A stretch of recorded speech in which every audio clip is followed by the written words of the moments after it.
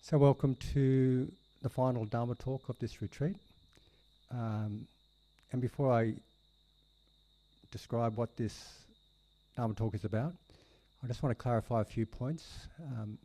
It came to my attention during some chats that I had with some of you this morning and this afternoon.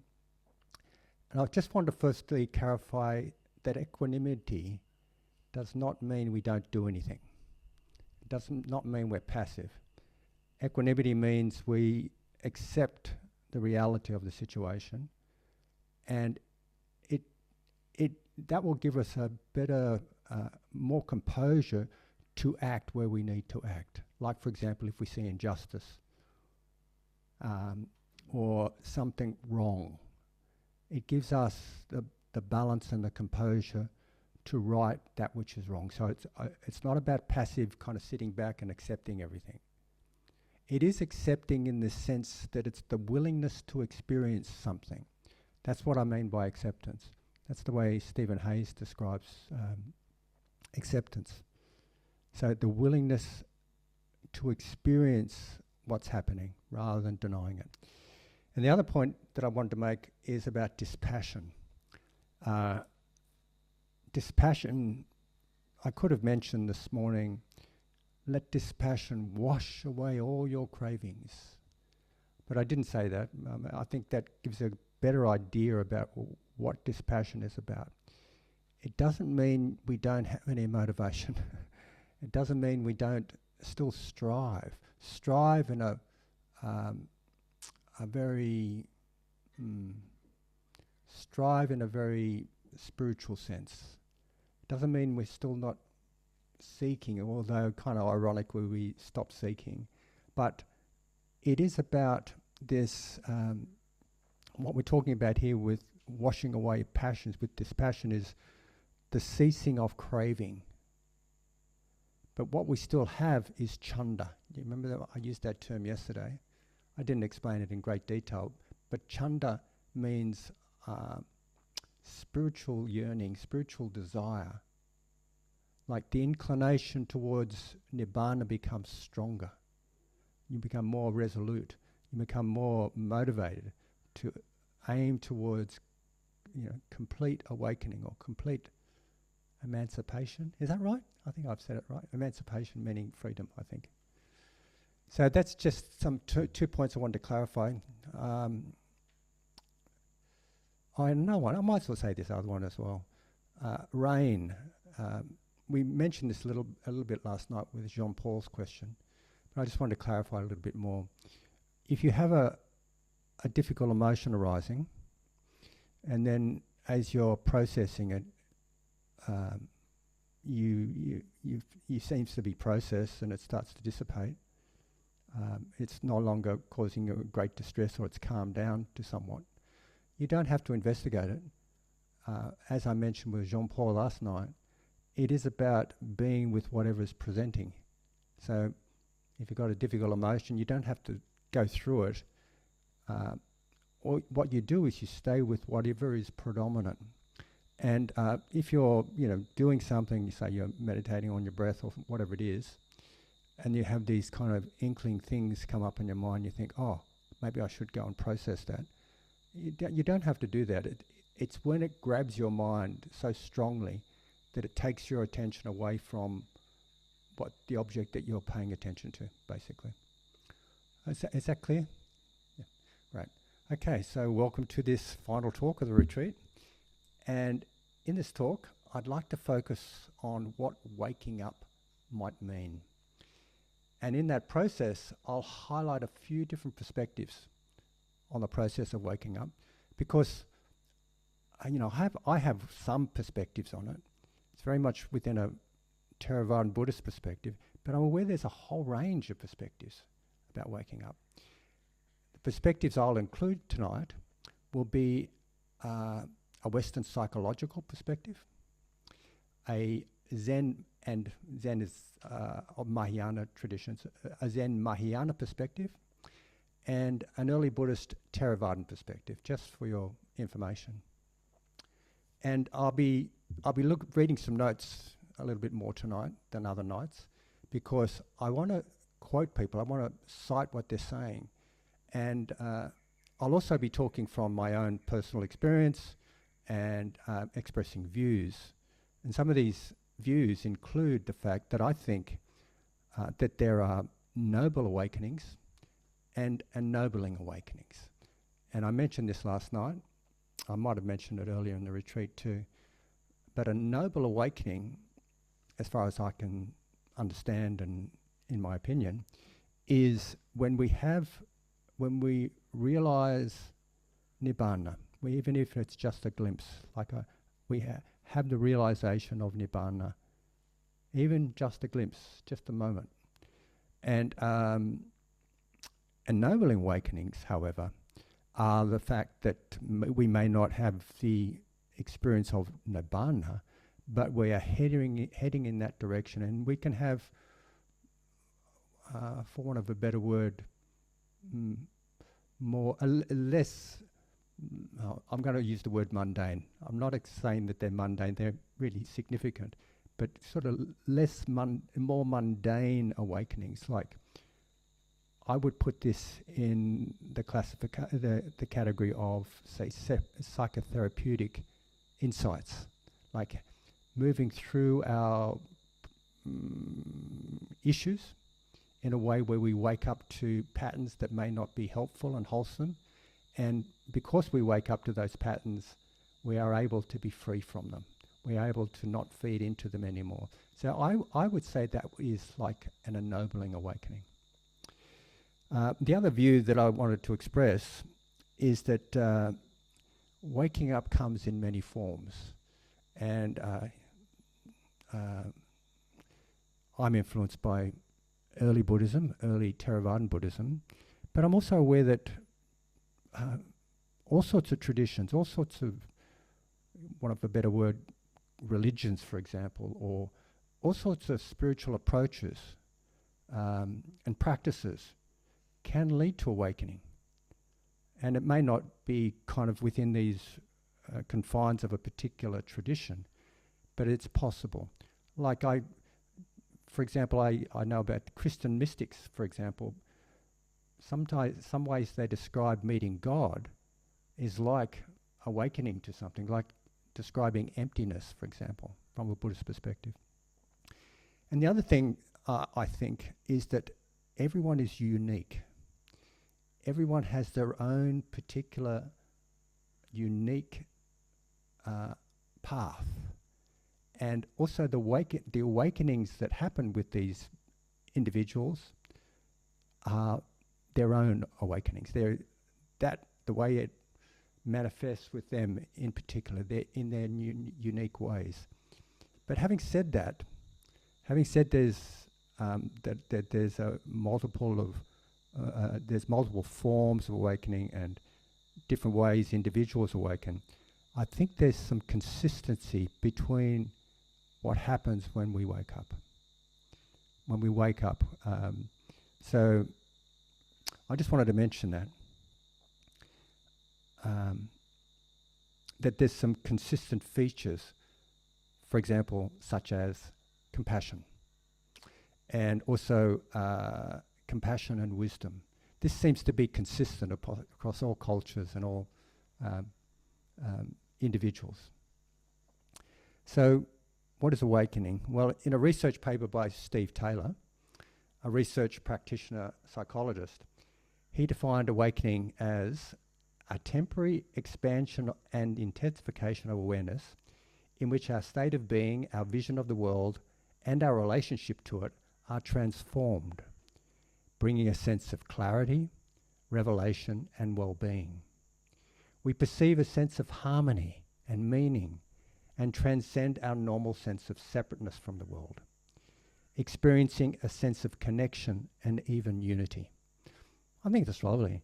I read this paper and also listened to him with an interview with someone on a YouTube, and it was really, really interesting. And he's written a book, and he just took a range of ordinary people, not from any particular spiritual tradition or anything, and he explored their awakenings, what happened with them, when they've had major transformations in their lives. And what he found that the triggers for most triggers, the most predominant trigger for an awakening experience is psychological turmoil. Like something shaking us up, something, some difficulty. And I think this kind of confirms the understanding of the Four Noble Truths, as Lisa described on the first Dharma talk of this retreat. And also I've mentioned this also on subsequent Dharma talks. And this is the understanding that there's a kind of a sequence to the Four Noble Truths. And I'll just remind you how we've described this. The first Noble Truth being dukkha. The sequence of this is that, well, the task of that first Noble Truth is to understand it. So when we turn towards it compassionately and courageously, we begin to understand this experience of dukkha. And when we begin to understand it, it leads on to the second truth, realizing the origins and the causes of dukkha. And the task of this truth is to release the causes of dukkha, to let go, to see our dukkha, we realize it, and then we let it go. Which leads on to the third truth, which is the release of suffering, awakening, the experience of either noble or ennobling awakening. This experience of freedom, psychological freedom. The task of this one is to recognize it, is to not to acknowledge it, but to realize it, to recognize it, if you want to say it in that way. And then when we recognize it and realize it, that leads on to the fourth truth, which is the path, the Eightfold Path. And it's not just the path suddenly appears, it is practicing on the path, living that path, living the life of ethics, mental development, or mind cultivation of mind, and wisdom. So I think when we hear that in this research that Steve Taylor realized, or he discovered from empirical evidence, that the strongest trigger for an awakening experience, as he's described them here, is psychological turmoil. I mean, the good news about this is that if you can, in the moment you're having dukkha, if you can realize that within that very experience, there's the opportunity to wake up. It's like realizing the silver lining to a dark cloud. We used to do exercises in mindful self-compassion. It's about, it's called silver lining exercises. It's about remembering times when we've had difficulty, when we've been challenged with something, and we moved through it and we learned a wonderful lesson. I mean, it's just confirms and reinforces that perspective. So, psychological turmoil is a trigger for awakening, and I'm not, of course, encouraging you to go out and find some psychological turmoil so that you can awaken. I mean, that's not the aim of me telling you that. I'm just telling you that because we have an opportunity. There is a practice in Tibetan Buddhism, actually. It's called Tonglen, where I was reading about the history of this in a book by a preface by Pema Chodron, actually, to a book by Chognam Trungpa. And she talked about this history of Tonglen, it's about breathing in suffering and transforming it. You're breathing in suffering and transforming, you breathe out liberation. That's just a quick version of it. Practitioners would, when they had suffering or a difficult experience come along, they would go, fantastic. And I would be, sometimes I've encouraged people to come on retreats, whenever they have dukkha, go, wow, fantastic. an opportunity to wake up. I'm not at that level myself, but sometimes I can see it. Sometimes I can see the silver cloud in that the silver lining in that dark cloud, not the silver cloud, of course. So other triggers in his research, he discovered other triggers for awakening, and these included being in nature, creative activities like being in the flow with something. Taking psychoactive substances, and I would say most likely the psychedelics. No particular triggers whatsoever, just life happening, or it happening spontaneously. And at the last one, he talks about spiritual practice. There's also been there. But the least of all these triggers were spiritual practices. But don't dismay, don't be despondent. Because I once heard, I've listened to a lot of I've listened to a lot of Joseph Goldstein talks. Joseph was one of my primary teachers many years ago. And I remember him saying that if awakening is like by an accident or spontaneous, then meditation practice makes us more accident prone, this type of accident prone. So don't despair. The changes in people's lives with awakening experience can range from minimal to completely transformational. And those who experience awakening experiences, according to Stephen Taylor's research, reported a shift in values, perspectives, and relationships. The relationships from being less egocentric to being more altruistic. Also, there's an increase in compassion, and if the experience is pretty significant, like a transformational significance, it's a kind of shift in our previously limiting. I'm just going to get the words right here. Previously limiting self-systems, otherwise known as the ego. We have self-systems, we have ways of thinking about ourselves, and we move through life and act in life according to those self-systems. So with awakening experiences at a significant level, these self-systems can dissolve away. These, like we have a dissolution of the ego, if that makes sense.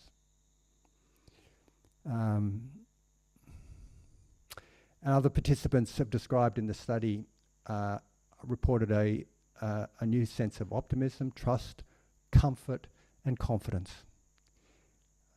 And one report from experiences arising from psychological turmoil included intense love and peace, and a knowledge that all is well. All is well. Have you ever had that experience that it's all okay? I've had inklings of it sometimes. It's really quite wonderful. Others reported a calmness and a stillness and a feeling of being comforted. And others had a sense of meaning and harmony. So I thought I'd just give you that perspective because it kind of it allows us to understand that awakening can happen in all sorts of places, in all sorts of ways, and from all sorts of traditions or even lifestyles. So coming to the teachings of the Buddha now, obviously the teachings of the Buddha are directed towards waking up. In fact, the term Buddha comes from the Pali root Bud, which means to wake up or to understand. So a Buddha is an awakened one. One thinks about the term Buddhism then, and I don't have that term in Pali. There's no such thing as Buddhism in Pali, which is the ancient Indian language. And even in Thai, I don't think they have that word.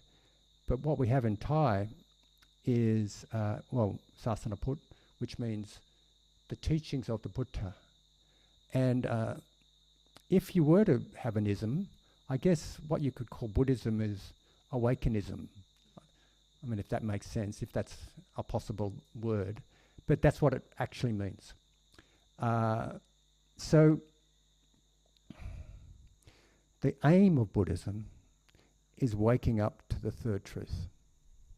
In fact, that's it. Basically, we wake up to that third truth. The other truths kind of come along with that, and we realize that later. But we wake up to this third truth, which is Nibbana. The noble third truth is Nibbana, which is unconditioned. It is the reality of non-clinging, and it is complete psychological freedom. Nibbana isn't a thing to be achieved. It's more like a realization. It's more like a, wow, okay, that's the way it is. And it's like waking up from a dream. Like in a dream, we're caught up in the dream as if it's true and real, and it's actually like we're caught up in our egos, living our lives as if they're solid and real, and this is all there is. And then you wake up from it, and you see it is not as we thought it was. You see it as an illusion. We wake up, what we wake up to is the reality of just this. We wake up to the reality of presence, this, of non-concoctability. In Pali this is called, I won't confuse you with Pali, but non-concoctability means we're not constructing things. We're up to the reality of how much we construct the world with our mental creations. And what happens is we construct these worlds with our mental creations, and we get completely caught up in them. And that complete entanglement with them is samsara. So with the realization of Nibbana, even if it's just a moment, there's this perspective taking, and you go, wow. Well, it's not a wow, but it's more like, oh, of course. It's always been like this. I just didn't realize it. So it's like waking up from a dream where it's like waking up to a dream where we were believing to be true, delusional mental constructions of the world and ourselves, to see reality of things actually as they are. The teachings of the Buddha has been described like a finger pointing to the moon. And the trouble is, sometimes people mistake the finger for the moon. And the Buddha didn't come along and say, become me or worship me or anything like that. He said, well, as far as I understand, he said, aim towards realizing the moon, seeing the moon, rather than being obsessed with the finger pointing. And on another occasion, he talked about the raft, the teachings as a raft. And what he means by this is that there's a raft across a raging river, and on one side of the river is samsara, the entanglement of views, all the mess of being caught up in suffering on one side, and on the other side is the freedom and peace of Nibbana. So we use the raft, and the raft is the Buddhist teachings. We use that raft to cross to the other side, to the other shore. But when we get to the other shore, we don't pick up the raft and carry it with us. We let it go. I think I'm telling you this because the Buddhist teachings is just a conceptual framework. It's just a conceptual model of practice, which is a wonderful model, but it is just a conceptual framework. We use it, and we can let it go as well.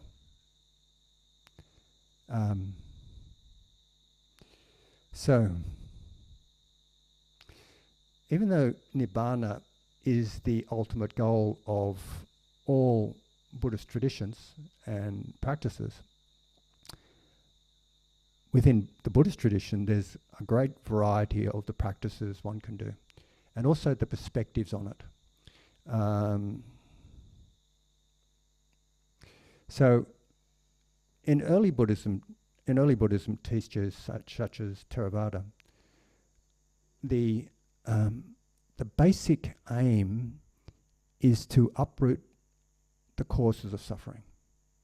You've heard me talk about this a couple of times. I'll talk about it again in a minute, like dependent arising. When there's craving, there's dukkha. When there's no craving, there's no dukkha. So the aim of Theravadan early Buddhist teachings is to uproot craving. It's like an uprooting of something. However, in later developments of Buddhism, such as with Zen and Mahayana, there was an emphasis on recognizing our Buddha nature, recognizing the absolute, recognizing this reality. Rather than uprooting something, it's more like pulling aside the veils that occlude it, that prevent us seeing it. So there's a whole range of different practices around that, and it's a whole different type of, there's a whole different way of seeing this. I know in Theravadan Buddhism, early Buddhism, which is, I think, is most closely aligned with the way what the Buddha actually taught. The aim of early Buddhism is to not be reborn. You know, we were talking about the steps of the final steps of mindfulness of breathing. There's cessation. And with cessation, there's no more rebirth. When we talk about rebirth here, we're talking about how we, with craving, we want things to continue, and we get reborn back into our cycles of suffering. And literally, this could mean being reborn back into a human life, back into realms of existence, like as we know about them. And that's the aim of early Buddhism. The aim of Mahayana Buddhism is about coming back to save all sentient beings, because there's a strong component of compassion in Mahayana Buddhism. So perhaps this is the same. Perhaps people who are practicing, or awakened beings that are practicing or awakened through Mahayana Buddhism, actually wake up, but because of their strong intentions to come back and save beings, they get reborn. And I don't know. I don't know the answer to this.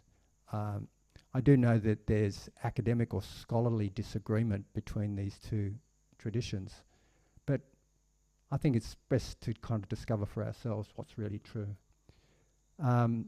So coming back to Zen Buddhism or Mahayana Buddhism, according to one Zen practitioner teacher called Stephen Snyder, Buddha nature refers to the inherent nature of each being to be fully awake and realized. True nature refers to the true and core foundation of unconditioned reality. And the absolute refers to the source of all life animation, all forms and formless realities. And further to this, the absolute realm refers to the realm where the absolute can be directly and deeply perceived, experienced, and merged with. It's a bit different than Theravadan Buddhism. And I've practiced with Stephen, and I really like practicing with him. I'm open, I'm open to these perspectives. I like to practice in a way where I'm removing the veils that are covering my perception to realize my Buddha nature. I'm open to that. I'm also open to uprooting craving, and because I'm uprooting craving, I'm realizing the freedom of Nibbana. So Stephen, I call him Stephen because I've been on a number of his retreats and to online retreats, teachings. And I've also read a book by his called Demystifying Awakening, and I'm going to quote from his book. He writes that awakening experiences need 3 components. 1, a deep experience of absence of self, not self, or emptiness. Emptiness, I wonder about the experience of emptiness. Emptiness is more a perspective as far as I can see. It's like the void of emptiness is full to the brim with causes and conditions. Meaning, emptiness means there's no thing in all this. It's empty of thingness. So here we are, sitting in the room, all us people here. It is empty of people. And all these causes and conditions happening, life is happening, but it's empty. And what we see, emptiness isn't like the experience of voidness. And voidness is something else. But it is the realization of the way things are.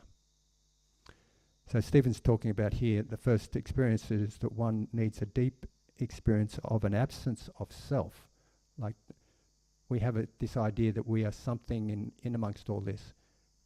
And with this realization of emptiness, we see clearly that we're just a stream of dependently arising processes interacting. The second point he makes out for awakening experiences is the recognition of one's true nature as one's true identity. Meaning, I'll go back to true nature, how he describes true nature.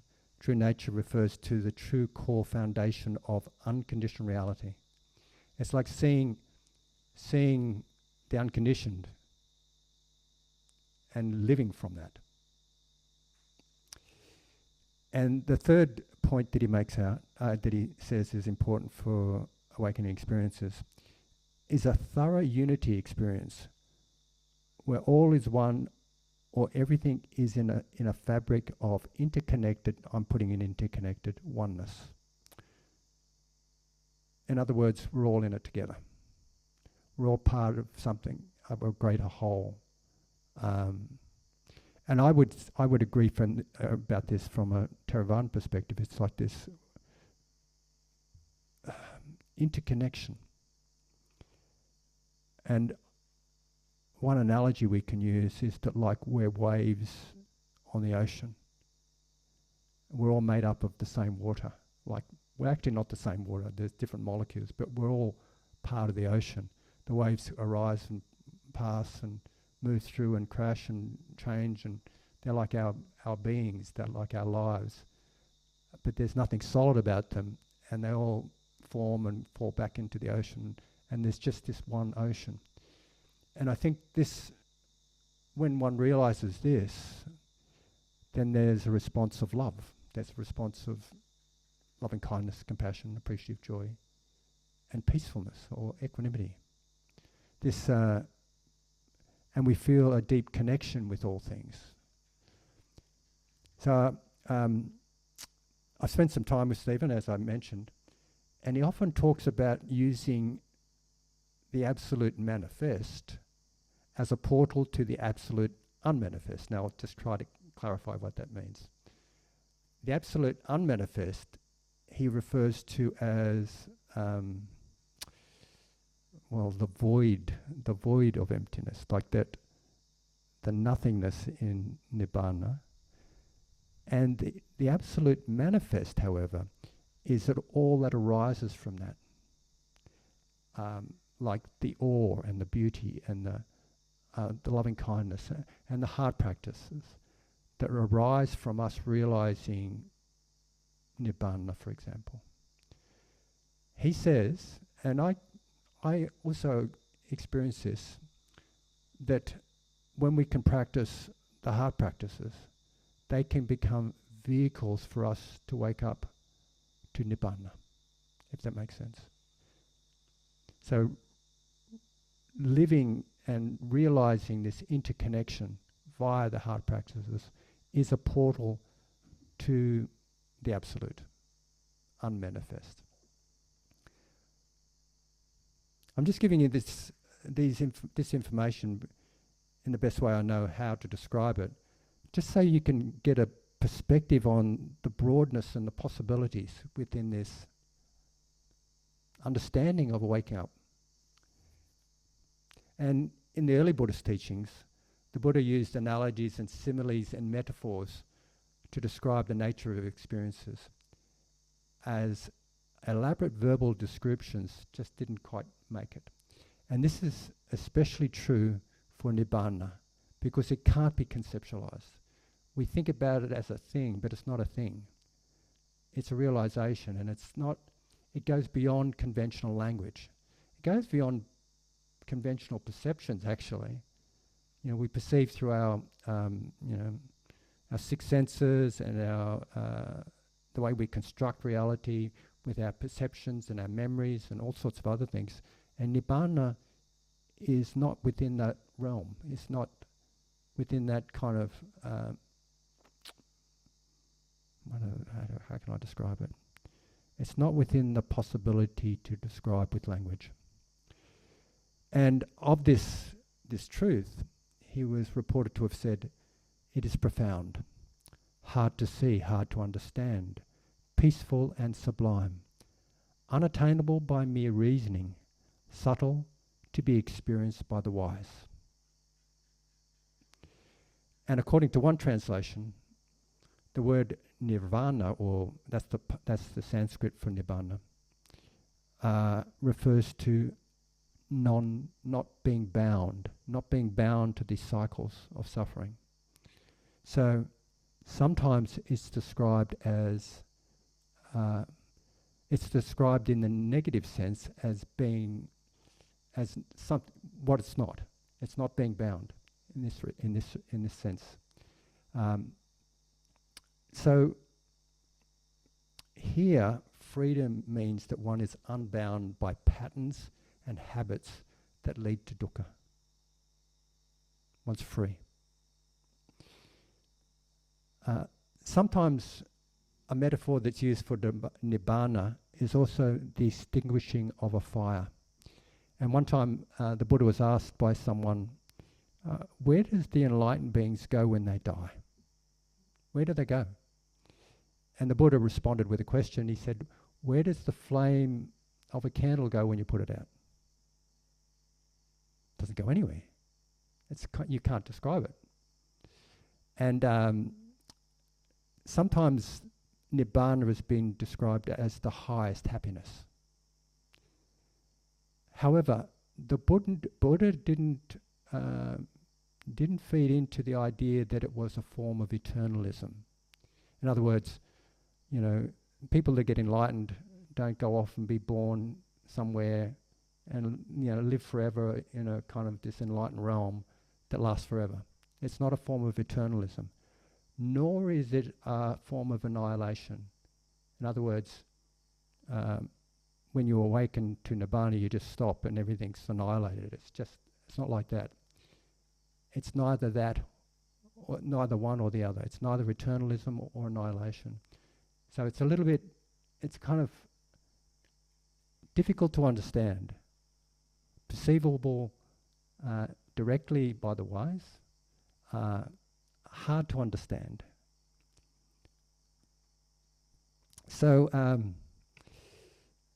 rather than a nothing, the Buddha was reported to have said, in reference to Nibbana, that there is an unborn, there is an unbecome, an unmade, an unconditioned, the existence of which makes possible escape from the born, the become, the made, and the conditioned.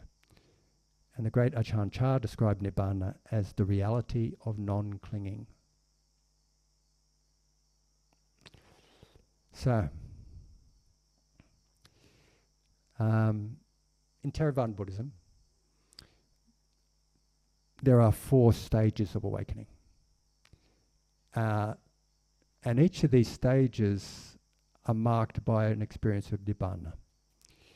The first stage is called a stream enterer, because it's like you're entering a stream that goes out into the ocean, and you just can't go back.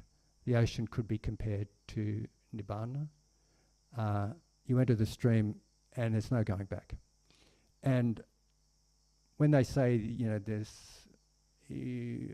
when you wake up, you don't feed back into rebirth, like complete awakening, there's no rebirth. It's said that with people that enter the stream, beings that enter the stream, they have a maximum of 7 lives. I don't know how they calculated that, but that's something the Buddha said. And then the next experience of awakening is called the once returner. So you have another experience of awakening, you see it, realization, and that's called the once returner. And that means that there's only one time, they only have the accumulations to come back for one more time. The next experience is called the non-returner, meaning when they die, they don't return, they're not reborn back into the human realm, back into the sensual human realm. And then there's complete awakening, which is the 4th stage. And that's it's called MalHuxter. It's complete awakening. And the way these particular stages of awakening are described are as successive release from something called the fetters. 10 fetters there's 10 fetters. And with the with the stream enterer, there is a release of 3 fetters. The first fetter is actually paralyzing doubt. These 10 fetters, they include they include 4 of the hindrances, and they also include various perspectives on things.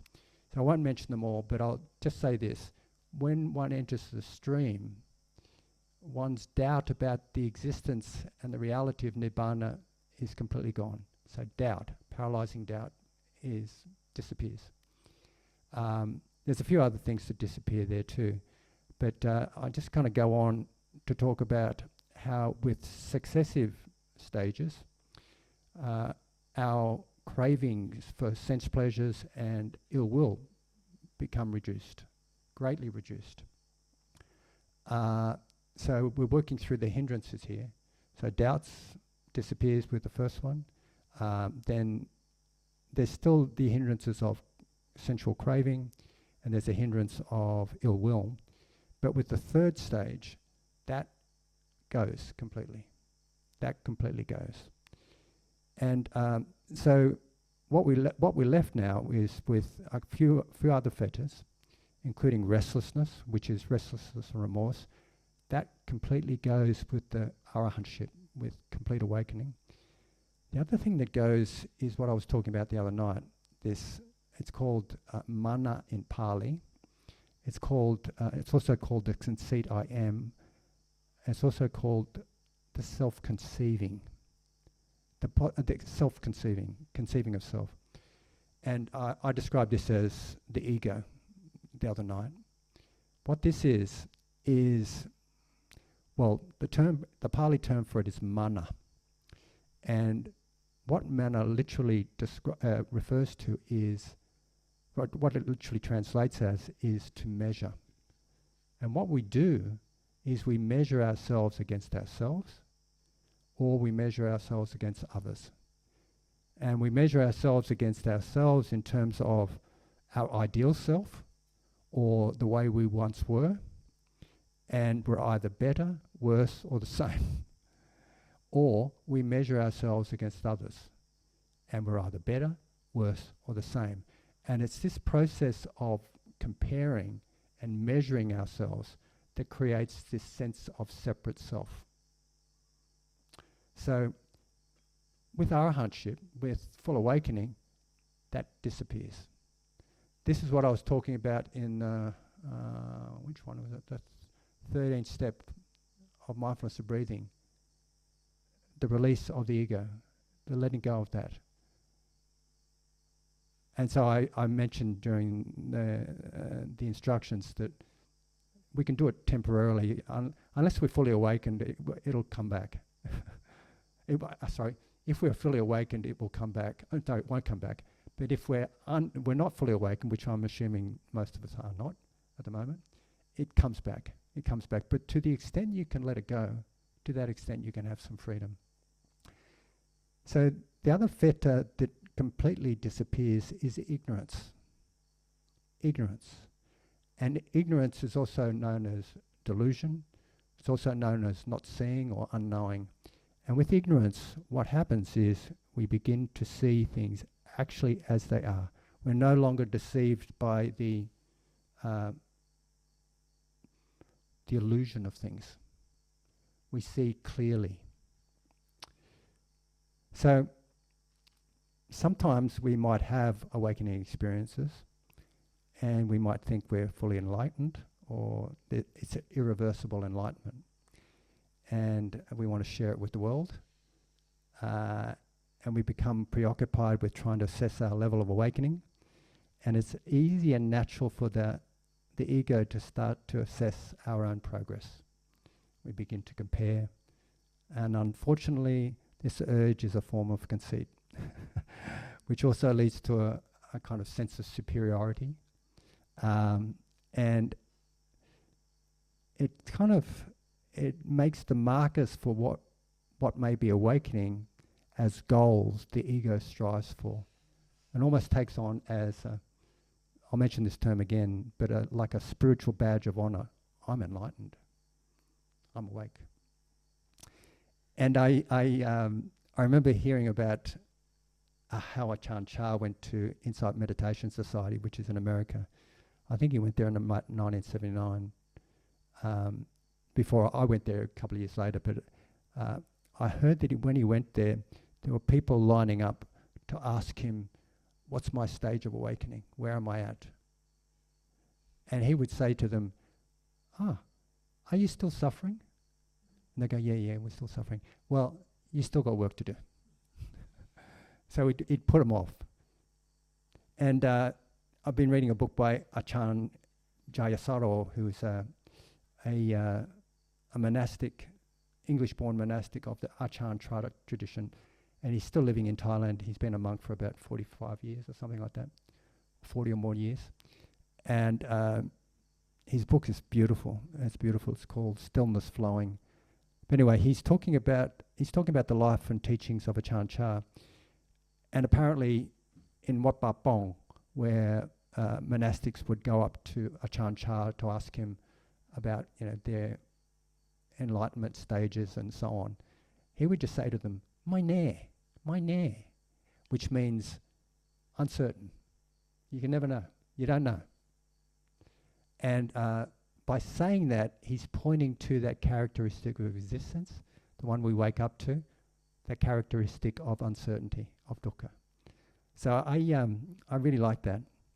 And there was a period for about a year where I was wondering about my experiences, of course. I get caught up by this stuff as well. And after a while, I just realized it was my ego. My ego wanting confirmation and wanting reassurance. And I had the thought that I was realized come up a few times. And after I kind of reflected on it, it actually became kind of, I started to cringe at that whole idea, I'm awakened or I'm realized. It was kind of like an oxymoron. You know what an oxymoron? It's like nobody gets awakened. We don't wake up. We wake up, but the ego doesn't wake up. It's like we think that it's this kind of thing we get. It's like getting something. It's not getting anything. It's letting go of something. Well, it's not. It's just letting go. In fact, it's not a spiritual badge of honor. That's a whole delusion. And there's no reference point to saying, I am. And in fact, the self is no longer a priority, because we see that the self is just a mental construct, and we're comparing it to other mental constructs. All these mental constructs of you out there, by the way, are our own mental constructs. You know, the thought about my thought about you guys, my thought about Helen, is not the reality of Helen, is it? She has different self-constructs. I have a construct about Helen, but there's actually nothing there. There's just these mental constructs. Okay, so depending on the depth of the awakening experiences, the clinging to the I, mine, and myself begins to erode away. And there's an increased clarity of the reality of now. In fact, what we see is we start to see that all there is now, and everything else is a story or it's a mental construct. If I asked you to think about home right now, is home really there? What is it? Where is that? Where's home right now? So, and of course, we need to function in the world. We have social and professional and family roles, but the excess baggage we have by clinging to particular perspectives can be released, and it's a lighter burden. We let go of the burden we're carrying around with our clinging to our egos. And of course, one's old reactive patterns begin to be empty of their sting. But there's still patterns and habits. I remember I went for a swim today, and I was a bit self-conscious because one of my friends was down there at the pool, and I get a bit. I was thinking about this because I get embarrassed that I'm so amuscular. I've always been skinny. I remember being embarrassed taking my shirt off in public when I was a kid. You know, when there was adolescence or growing up, and I didn't have many muscles. My brother was, almost twice the size as me and had big muscles. I never had big muscles. So I took off my shirt down there, and I know my partner says, I'm getting a pot belly, and it's true. Like this little pot belly, and, the skinny guy with a pot belly. And I was a little bit self-conscious. And I think, well, if I didn't have a self, if I could see it as all a mental construct, I wouldn't get embarrassed. In fact, if I farted down there this morning, it wouldn't matter. But that's how we cling to these pictures of self, these images of self. If I was to say, oh, I'm enlightened and I don't cling on to a conceit I am, I'd be lying. Okay, so there was, I think it's really much more helpful if we start to think we're enlightened, or we're on the path, and we start to compare and start to get obsessed with this stuff. I really like to come back to this idea that Ajahn Chah says, my nair, you're just not certain. Because we'll only be certain when we actually know, through direct experience. When one is fully awake, there's no more questioning. One knows. This is it. So on that note, we have come to the end of the conclusion of our talks for this retreat. And if I've misquoted or miscited or misrepresented the teachings of the Buddha in any way, I hope I can be forgiven. And if I've hurt you or said anything that's harmed you and upset you in any way, I trust you can forgive me. So thank you for your attention, and may we all wake up to the reality of the way things actually are and experience the supreme happiness, security, peace, and liberation of Nibbana. Thank you. So let's have a few moments of quiet.